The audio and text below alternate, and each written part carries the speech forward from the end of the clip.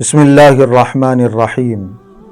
محترم ناظرین، قرآن کریم کے کچھ منتخب اور سلیکٹڈ واقعات آپ کو سنائے جا رہے ہیں۔ آج کی ویڈیو میں ایک بڑا شاندار اور ایمان افروز واقعہ سنانے کی انشاءاللہ کوشش کی جائے گی۔ سورۃ البروج پارے 30 میں اس واقعے کی طرف اشارہ کیا گیا ہے۔ اصحاب الاخدود کا واقعہ، خندقوں والوں کا واقعہ، جن کو ایمان لانے کی بنیاد پر آگ میں جھونک دیا گیا تھا۔ نجران کا ایک علاقہ ہے، اس علاقے کے بادشاہ کا نام ذو نواس ہے۔ قرآن کریم میں اس واقعے کی طرف اشارہ کیا گیا ہے، لیکن احادیث میں تفصیل سے اس واقعے کا ذکر موجود ہے۔ مسلم شریف کی روایت ہے، روایت نمبر 3005 ہے، 3005 اس روایت کا نمبر ہے۔ حضرت صہیب رضی اللہ عنہ نے یہ روایت نقل فرمائی ہے۔ نجران کا جو بادشاہ ہے ذو نواس، وہ یہودی تھا اور بعد میں اس نے خدائی کا دعویٰ کر دیا، اپنے آپ کو خدا سمجھنے لگا۔ وہ جو بادشاہ تھا ذو نواس، وہ ایک جادوگر کا، ایک میجیشن کا مرید تھا۔ اس جادوگر کی عمر ختم ہونے لگی، وہ موت کے قریب آ گیا، تو اس نے بادشاہ سے کہا کسی ایک باصلاحیت نوجوان کو میرے پاس بھیج دو، میں اپنا علم اس کے اندر منتقل کر دوں گا، اس کو جادو سکھا دوں گا۔ میرے تو دنیا سے رخصت ہونے کی عمر ہو گئی، اگر وہ جادو سیکھ لے گا تو تمہارے کام آتا رہے گا۔ ایک نوجوان کو منتخب کیا گیا، عبداللہ بن ثامر یا عبداللہ بن تامر اس کا نام تفسیر کی کتابوں میں اور بعض روایتوں میں نقل کیا گیا۔ نوجوان ہے، اس نوجوان کو منتخب کیا گیا کہ تمہیں جادوگر سے یہ جو سفلی علوم ہے، یہ جو جادو ہے، یہ جو میجک ہے، وہ سیکھنا ہے۔ یہ نوجوان روزانہ اس جادوگر کے پاس جاتا ہے، جادو سیکھتا ہے، گھر واپس آ جاتا ہے۔ ایک مرتبہ راستے میں ایک عیسائی راہب سے ملاقات ہو گئی۔ اس دور میں جو صحیح دین تھا، سچا مذہب تھا، وہ عیسائی مذہب تھا۔ عیسائی راہب سے عبداللہ بن تامر کی ملاقات ہو گئی اور اس عیسائی راہب نے اپنا دین اس نوجوان کے سامنے پیش کیا۔ نوجوان کو بات سمجھ میں آئی، اس نے عیسائی مذہب کو قبول کر لیا۔ روزانہ وہ جادوگر کے پاس جانے سے پہلے اس راہب کے پاس آتا، اس سے جو اس زمانے کا صحیح دین تھا وہ دین سیکھتا اور جو سچی تعلیمات تھی ان تعلیمات کو سیکھنے کی کوشش کرتا۔ وہاں جانے کے بعد چونکہ دیر ہو رہی ہے، جادوگر شکایت کرنے لگا۔ ادھر واپسی میں وہ اس راہب سے ملاقات کرتا تو گھر والے شکایت کرنے لگے کہ تم دیر سے کیوں آ رہے ہو۔ جادوگر ادھر شکایت کر رہا ہے، گھر والے ادھر شکایت کر رہے ہیں۔ اس عیسائی راہب نے، اس اللہ کے نیک بندے نے اس نوجوان کو سمجھایا کہ تم جادوگر کے پاس دیر سے جاؤ تو یہ کہنا کہ گھر سے دیر سے نکلا تھا، اور گھر کو دیر سے جاؤ تو یہ کہنا کہ جادوگر نے دیر سے چھوڑا تھا۔ یہ ایک ترکیب بتائی۔ اب یہ جادو بھی سیکھ رہا ہے اور دین کی تعلیم بھی سیکھ رہا ہے۔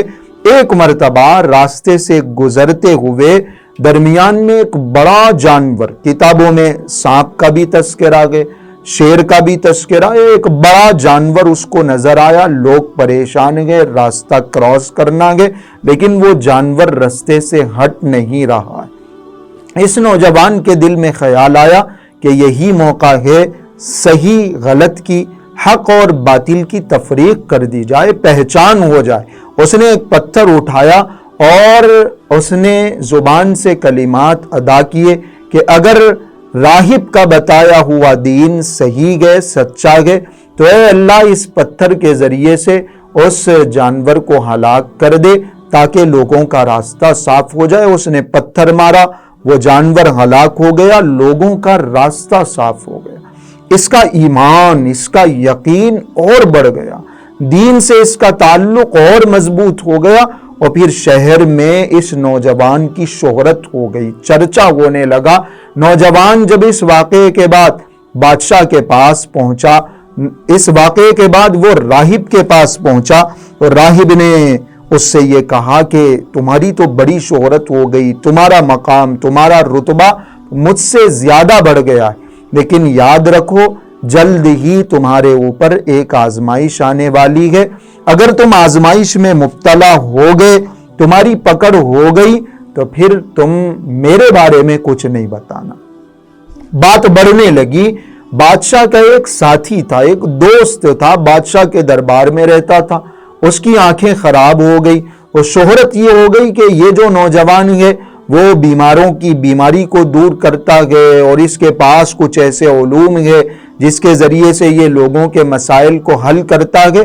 وہ جو بادشاہ کا دوست تھا، مصاحب تھا، غم نشین تھا، وہ اس نوجوان کی خدمت میں آیا اور اس نوجوان سے کہا کہ میں نے تیرے بڑے چرچے سنے ہیں، تو ذرا میری آنکھوں کی بینائی کو واپس کر دے، اس بیماری کو ختم کر دے۔ اس نوجوان نے کہا کہ میرے پاس کوئی ایسا علم نہیں، کوئی جادو میں نے نہیں سیکھا، یہ تو دین برحق کی، جو سچا دین ہے اس کی برکت ہے۔ اگر تم میرا دین قبول کر لو گے، ایک رب کو، ایک اللہ کو مان لو گے، میں دعا کروں گا، اللہ پاک دعا کو قبول کریں گے اور تمہاری بینائی کو لوٹا دیں گے، تمہاری آنکھیں اچھی ہو جائیں۔ اس بادشاہ کے دوست نے دین قبول کر لیا، اس کی آنکھیں اچھی ہو گئیں۔ وہ جب بادشاہ کا دوست دربار میں گیا، بادشاہ پریشان ہو گیا کہ اس کی بیماری ختم ہو گئی، بینائی واپس آ گئی، آنکھوں سے اچھا دیکھ رکھا گئے۔ بادشاہ نے پوچھا کہ تمہاری آنکھیں واپس کیسے آ گئی، بینائی کیسے لوٹ آئی؟ اس بادشاہ کے دوست نے، اس کے مصاحب نے کہا کہ میرے رب نے مجھے بینائی واپس کر دی۔ یہ سننا تھا کہ وہ جو ذونواس تھا، نجران کا بادشاہ، وہ غصے میں آ گیا، جلال میں آ گیا۔ اس نے کہا کہ میرے علاوہ تمہارا کوئی رب کیسے ہو سکتا ہے؟ تم نے یہ نیا دین کہاں سے سیکھا؟ مارا گیا، پیٹا گیا، ظلم کیا گیا۔ اس بادشاہ کے مصاحب نے ظلم برداشت کرتے کرتے اپنے ساتھی کا نام بتا دیا، عبداللہ بن سامر کا نام بتا دیا، اس نوجوان کا نام بتا۔ نوجوان کو بلایا گیا، نوجوان سے پوچھا گیا کہ تمہارا رب کون ہے؟ اس نے کہا کہ میرا رب اللہ ہے۔ تم کو کس نے یہ باتیں سکھائی؟ بتانے سے نوجوان نے انکار کر دیا، لیکن اس کو بھی ستایا گیا، ظلم کیا گیا، مارا گیا، تو اس نے راہب کا نام بتایا۔ اب اس راہب کو بھی آرے سے کاٹ کر شہید کر دیا گیا، جسم کے 2 ٹکڑے کیے گئے، اور جو بادشاہ کا مصاحب تھا اس کے بھی جسم کے 2 ٹکڑے کیے گئے، اور نوجوان سے کہا گیا کہ یا تو تم اپنے پرانے دین پر واپس آ جاؤ، یا پھر تمہیں بھی اسی انجام کا سامنا کرنا پڑے گا، تمہیں بھی قتل ہونا پڑے گا، تمہیں بھی مرنا پڑے گا۔ اس نوجوان نے پرانے دین پر واپس آنے سے انکار کر دیا۔ بادشاہ نے 2-4 لوگوں کو، اس نوجوان کو 2-4 لوگوں کے حوالے کیا اور حکم دیا کہ اس کو لے جا کے پہاڑ کی بلندی سے، چوٹی سے نیچے پھینک دو، تاکہ اس کا عبرتناک انجام دیکھ کر لوگوں کو پتہ چل جائے کہ مجھے رب نہ ماننے والوں کا حشر کیا ہوتا ہے۔ لوگ لے کے اس کو پہاڑ پہ گئے۔ پہاڑ پہ ایک حرکت پیدا ہوئی، وہ جو اس کو ساتھ لے جانے والے تھے، لے جا کے اوپر سے ڈھکیلنے والے تھے، وہ سارے گر کر ہلاک ہو گئے، مر گئے۔ یہ نوجوان اللہ کی حفاظت سے بچ کے واپس دربار میں آ گیا۔ اس بادشاہ نے پوچھا تم کیسے بچ گئے؟ نوجوان نے کہا مجھے اللہ نے بچایا۔ دوبارہ اس نے کچھ لوگوں کو حکم دیا کہ اس کو لے جا کے سمندر میں ڈبو دو، غرق کر دو، کشتی میں لے جاؤ اور پانی میں ڈال دو۔ لوگ لے کے گئے، ہوا چلی، آندھی چلی، کشتی الٹ گئی، وہ جو لے جانے والے تھے وہ پانی میں ڈوب گئے۔ یہ نوجوان پھر بچ گیا، اللہ نے پھر اس کی حفاظت کی، یہ پھر دربار میں واپس آ گیا۔ بادشاہ پریشان ہے کہ یہ کیا ہو رہا ہے، میں اس کو قتل کرنا چاہتا ہوں، میں اس نئے دین کی جڑوں اور بنیادوں کو ختم کرنا چاہتا ہوں، یہ بار بار بچ کے واپس آ جاتا ہے۔ تب اس نوجوان نے کہا کہ اگر مجھے مارنا ہے تو خود میرے بتائے ہوئے طریقے پر تمہیں عمل کرنا پڑے گا۔ اس نوجوان نے طریقہ بتایا کہ سارے شہر کے لوگوں کو ایک میدان میں جمع کرو، مجھے ایک جگہ ٹھہراؤ، میری تیر لو اور اس تیر کو بسم اللہ رب الغلام یعنی اس غلام کے، اس لڑکے کے رب کا نام لے کر میں یہ تیر چلاتا ہوں، یہ جملہ بول کر تم اگر تیر مارو گے تو میں مروں گا، ورنہ میں نہیں مر سکتا۔ سارے شہر کے لوگوں کو جمع کیا گیا، اس نوجوان کو ٹھہرایا گیا، تیر نکالا گیا، اور اس تیر سے اس بادشاہ نے یہ جملہ کہہ کر تیر چلایا، بسم اللہ رب الغلام، اس لڑکے کے رب کا نام لے کر میں یہ تیر چلاتا ہوں۔ وہ تیر کن پٹی پہ لگا، اس نوجوان نے ہاتھ رکھا اور وہیں شہید ہو گیا۔ نوجوان تو شہید ہو گیا، لیکن جب یہ سارا منظر وہاں موجود لوگوں نے دیکھا، شہر کے لوگوں نے دیکھا، اور ان کو یہ احساس ہوا کہ جو بادشاہ دو تین مرتبہ کوشش کر کے جس نوجوان کو مار نہیں پایا تھا، نوجوان ہی کی بتلائی ہوئی ترکیب پر عمل کرنے سے وہ نوجوان شہید ہو گیا، اس کا انتقال ہو گیا۔ اس کا مطلب یہ ہے کہ یہ جو نوجوان ہے، اس کا مذہب، اس کا دین بالکل سچا ہے۔ سارے لوگ دین قبول کرنے لگے، اس نوجوان کے مذہب کو ماننے لگے۔ سب کی زبانوں سے نکلا آمنا برب الغلام، آمنا برب الغلام، آمنا برب الغلام۔ ہم اس لڑکے کے رب پر ایمان لاتے ہیں، ہم اس لڑکے کے دین کو قبول کرتے ہیں۔ اب جو چال بادشاہ نے چلی تھی کہ دین کی بنیادوں کو ختم کر دیا جائے، جڑوں کو ختم کر دیا جائے، اکھاڑ دیا جائے، وہ چال، وہ تدبیر خود اس پہ الٹ گئی۔ وہ تو یہ چاہتا تھا کہ یہ جو 3 لوگ تھے یہ ختم ہو جائے، لیکن ہزاروں لوگ اس واقعے سے متاثر ہو کے مسلمان ہو گئے۔ بادشاہ اور زیادہ پریشان ہو گیا، اور اس نے حکم دیا کہ جو پرانے دین پر واپس نہیں آئے گا اس کو سزا دی جائے گی۔ خندقیں کھدوائی گئیں، سارے شہر کے اطراف آگ جلائی گئی، آگ بھڑکائی گئی، اور ایک ایک شخص کو گواہی دلا کر اگر پرانے دین پر واپس آتے ہو تو ٹھیک ہے، ورنہ پھر اس آگ میں ان کو ڈال کر جلایا گیا، اس آگ میں ڈال کر ان کو شہید کیا گیا۔ 1-2 نہیں، 20,000 مسلمان اس آگ کی نظر ہوئے، 20,000 ایمان لانے والے شہید ہو گئے۔ حتیٰ کہ ایک موقع اسی روایت میں آپ علیہ الصلوۃ والسلام نے ذکر فرمایا، ایک موقع ایسا آیا کہ ایک خاتون ایمان لانے والی، اس کی گود میں دودھ پیتا بچہ گئے، وہ آگ کی طرف بڑھ رہی تھی، لیکن اس کو اپنے بچے کا خیال آیا، اس نے اپنے قدم پیچھے ہٹا لیے کہ یہ میرا چھوٹا سا معصوم سا بچہ یہ کیسے آگ کو برداشت کرے گا، اور یہ کیسے جل جائے گا، اور یہ کیسے بچ پائے گا۔ یہ اس ماں کے ذہن میں خیال آیا، وہ تردد کر رہی ہے، وہ سوچ رہی ہے، لیکن اسی وقت اللہ رب العزت نے اس چھوٹے سے معصوم سے بچے کو، دودھ پیتے بچے کو بولنے کی صلاحیت عطا کی۔ اس بچے نے اپنی ماں کو تسلی دی، یا اماں اصبری فانکی علی الحق، اے ماں جان آپ صبر کریے، اس مصیبت پر صبر کیجیے، آپ جل جائیے اس لیے کہ آپ بالکل صحیح راستے پر ہے۔ وہ ماں اپنے بچے کو لے کے اس آگ میں چھلانگ لگاتی ہے، شہید ہو جاتی ہے، 20,000 مسلمان شہید ہو گئے۔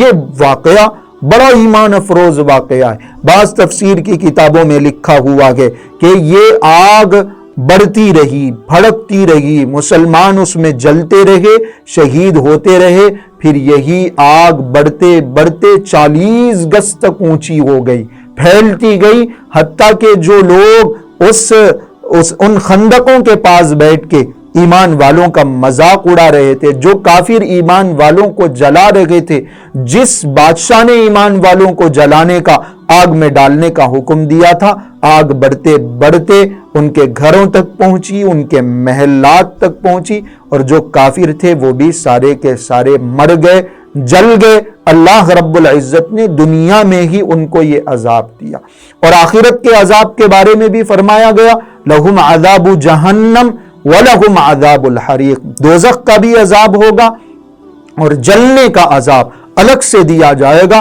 کیونکہ ایمان والوں کو انہوں نے تکلیف دی۔